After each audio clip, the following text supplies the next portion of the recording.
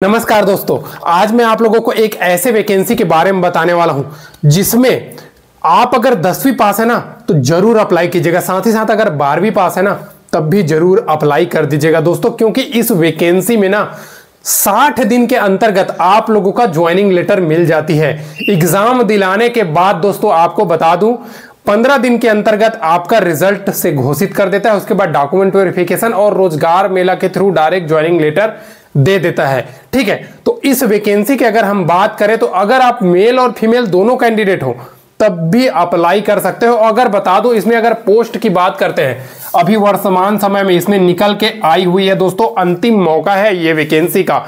अगर पोस्ट की बात करूं ना तो पोस्ट दोस्तों इसमें अभी निकली कितना है, तो पोस्ट इसमें अभी ऐसे तो पोस्ट की संख्या थोड़ा ज्यादा है, लेकिन मैं आप लोगों को कौन सा बताने वाला हूं, सिर्फ 10वीं और 12वीं वालों के लिए।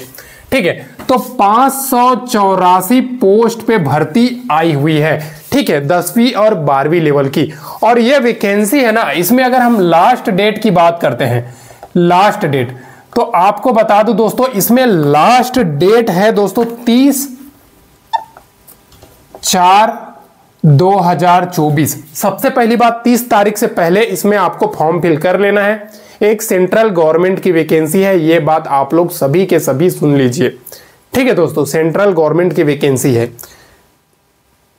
अब देखिए इस वैकेंसी में अगर आप पोस्ट की बात करते हैं, आखिरकार इसमें कौन कौन सा पोस्ट की वैकेंसी आई है, उसमें एज क्राइटेरिया क्या है, तो आप लोगों को मैं बता दूं इस वैकेंसी का दोस्तों सबसे पहला नंबर है आपका MTS। ठीक है, मल्टीटास्किंग स्टाफ। ठीक है, टोटल अगर मल्टीटास्किंग स्टाफ की पोस्ट की बात करें तो 19 पोस्ट है इस भर्ती में। ठीक है, इसके बाद आ जाता है लैब अटेंडेंट। लैब अटेंडेंट, ठीक है, लैब अटेंडेंट के पोस्ट के बारे में बात करूं तो 161 पोस्ट है। अब देखिए लैब अटेंडेंट सोच करके डरिएगा मत कि 10वीं के पास पैरामेडिकल का कोर्स करना पड़ेगा, ये वो नहीं।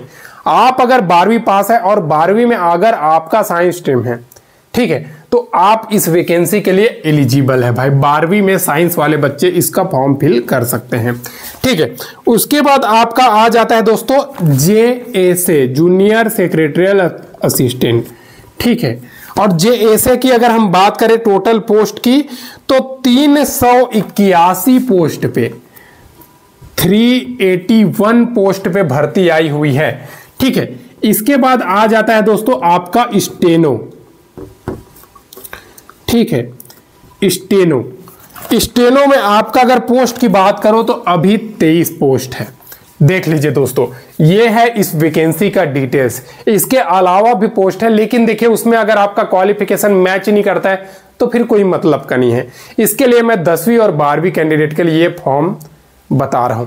देखिए दोस्तों, एक चीज मैं आप लोगों को बता दूं, घबराना नहीं है, आपको फॉर्म फिल करना है, क्योंकि बहुत फास्ट प्रोसेस होता है। एक सिंगल एग्जाम के थ्रू इसमें आपका रिजल्ट आ जाता है दोस्तों, चयन लिस्ट आ जाता है। ठीक है, और ये जो वैकेंसी है ना, अंतिम मौका है भैया आपके पास NVS की तरफ से है।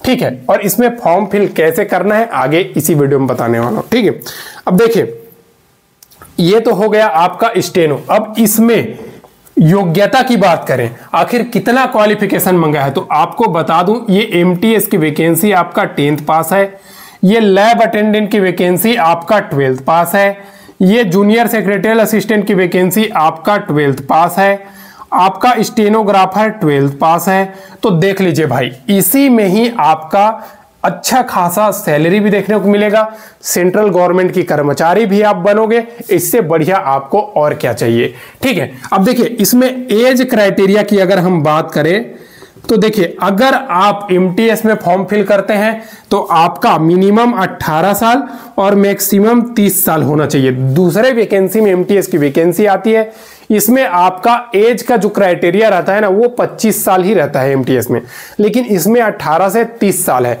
इसके अलावा भी आपको एज पर गवर्नमेंट के नियम के अनुसार SC ST हो तो भैया 5 साल की छूट, OBC हो तो एज में 3 साल की छूट मिलने वाली है। ठीक है, अब देखिए दोस्तों एक चीज बता दूं, इसके अलावा भी वैकेंसी है जैसे कि लैब अटेंडेंट, 18 से 27 साल, जेएसए 18 से 27 साल, स्टेनोग्राफर 18 से 27 साल।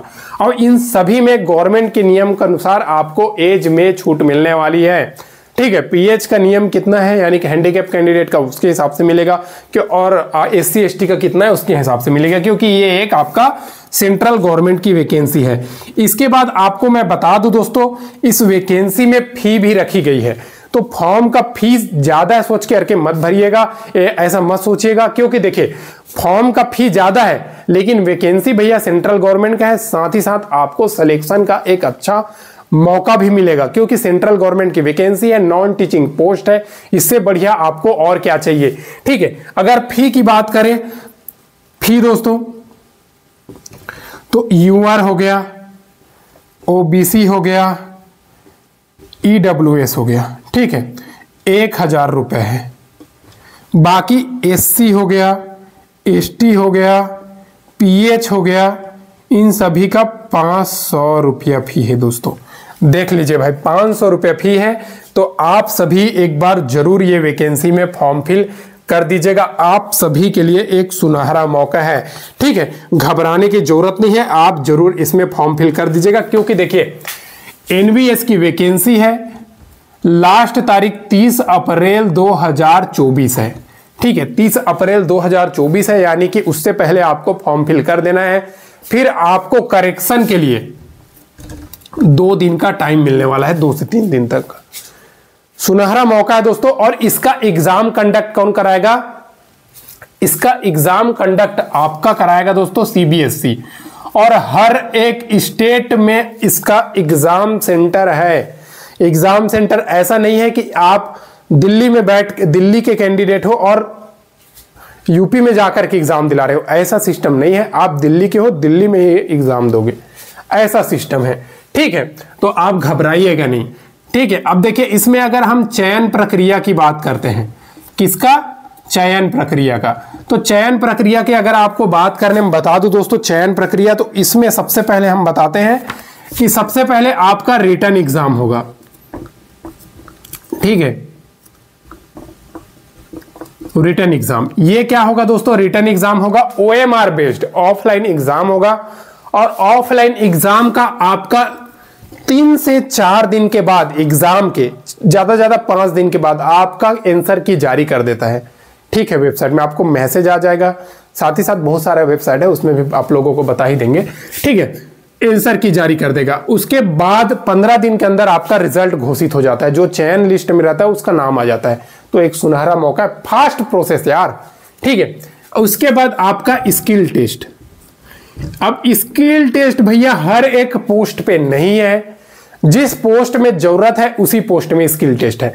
उदाहरण के लिए लैब अटेंडेंट और एमटीएस में कोई स्किल टेस्ट नहीं है। अब ये जेएसए और स्टेनो में स्किल टेस्ट है आपका। अब ये जेएसओ में क्या है आपका? इंग्लिश में अगर आप टाइपिंग करते हो ना भाई तो 30 वर्ड पर मिनट, और हिंदी में करते हो तो 25 वर्ड पर मिनट। ठीक है, स्टेनो का तो अलग ही रहता है भैया, 80 वर्ड वाला कहानी, तो वो आप सभी को तो पता है जो स्टेनो के कैंडिडेट हैं। बाकी ये 30 और 25 वर्ड वाले में आप सभी को फायदा है। फायदा क्यों? क्योंकि अदर जितने भी वैकेंसी आता है, चाहे आप कोई सा भी पोस्ट देख लो, और आर्मी में देख लो, कुछ में भी क्लर्क ग्रेड की कोई भी वैकेंसी आती है, उसमें इंग्लिश में 35 देता है और हिंदी में 30 वर्ड। जो भी कैंडिडेट मुझे देख रहा है, अगर उसने फॉर्म फिल किया होगा तो उसको पता ही होगा। ठीक है, तो इसमें 5 वर्ड का तो आपको सीधा सीधा माइनस देख रहा है। तो आपके पास एक मौका है दोस्तों, जरूर इसमें फॉर्म फिल कर दीजिएगा, ये सुनहरा मौका है। ठीक है, स्किल टेस्ट हो गया। उसके बाद भैया आपका डॉक्यूमेंट वेरिफिकेशन होगा। डॉक्यूमेंट वेरिफिकेशन में जितना सीट में है, जैसे कि इस सीट के लिए 584 पोस्ट है। ठीक है, तो 584 बच्चों को ही डीवी के लिए बुलाया जाएगा।